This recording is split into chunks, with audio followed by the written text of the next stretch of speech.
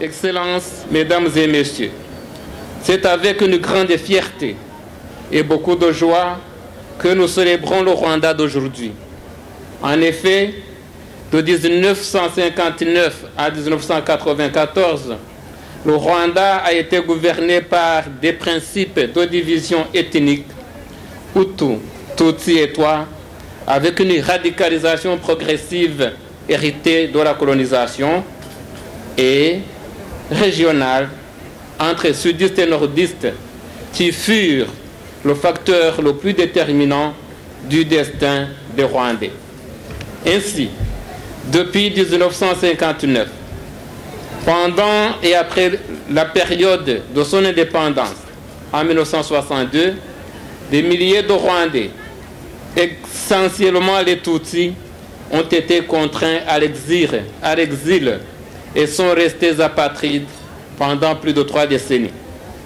Les gouvernements qui se sont succédés institutionnalisèrent une haine viscérale anti-Tutsi qui aboutit au génocide perpétré contre les Tutsis au Rwanda en 1994.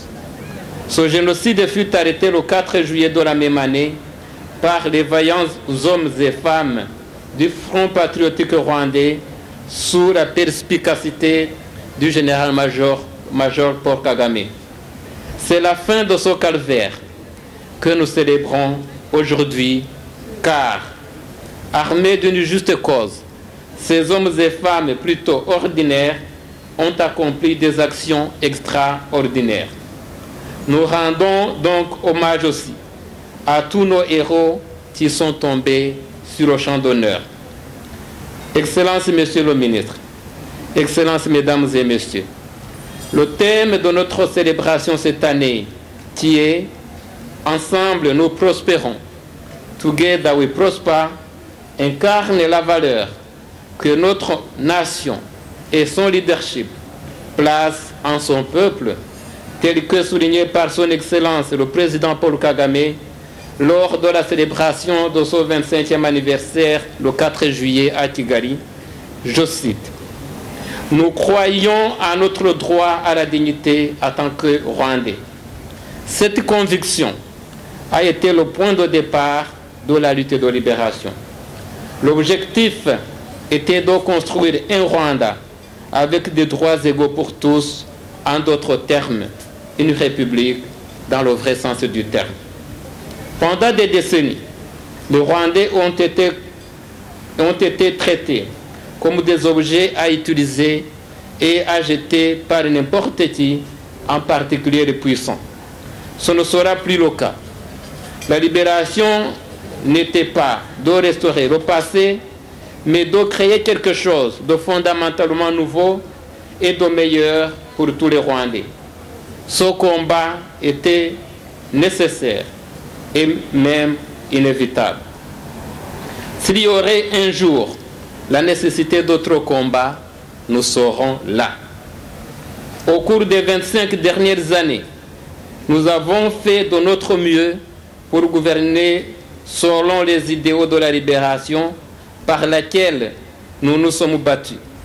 La discipline de notre armée est un exemple, et notre est la bravoure de ceux qui, au Rwanda, se sont opposés à la politique de division, ou l'énergie que notre peuple déploie pour transformer chaque année notre nation.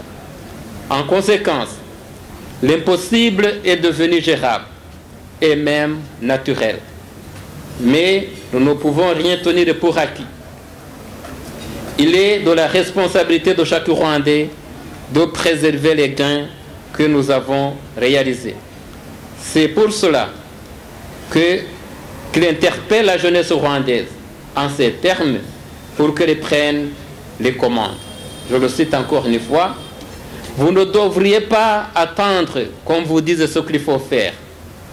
Seulement, soyez sûrs que votre contribution soit constructive. Excellences, chers amis du Rwanda, chers compatriotes, sous le leadership de son Excellence Paul Kagame, le Rwanda a fait et fait encore d'énormes progrès dans tous les domaines.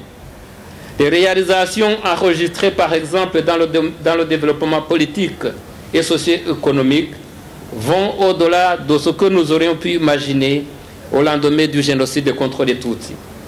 Au cours des 25 dernières années, nos enfants ont bénéficié d'une éducation primaire et secondaire universelle, gratuite et obligatoire, avec un taux net de scolarisation de 96%, celui des jeunes filles étant de 98%.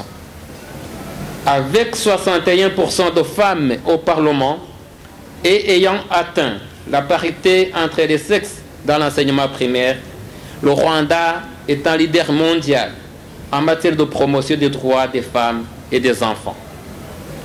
Les Rwandais bénéficient de l'assurance maladie universelle à 96% et ont vu leur espérance de vie, qui était tombée à 29 ans en 1994, évoluer jusqu'à 67 ans aujourd'hui.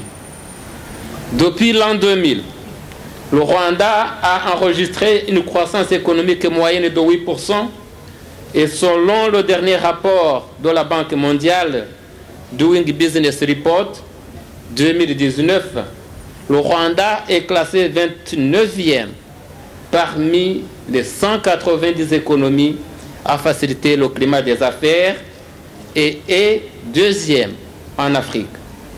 Il vient au premier rang du classement en Afrique pour la transparence du gouvernement.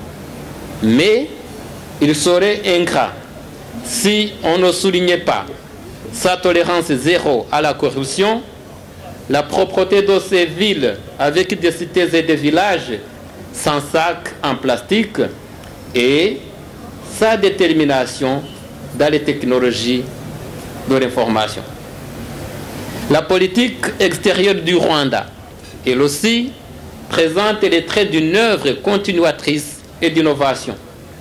Classé 4e pays contributeur des troupes aux opérations de maintien de la paix, le Rwanda a une place privilégiée dans les missions onusiennes de paix.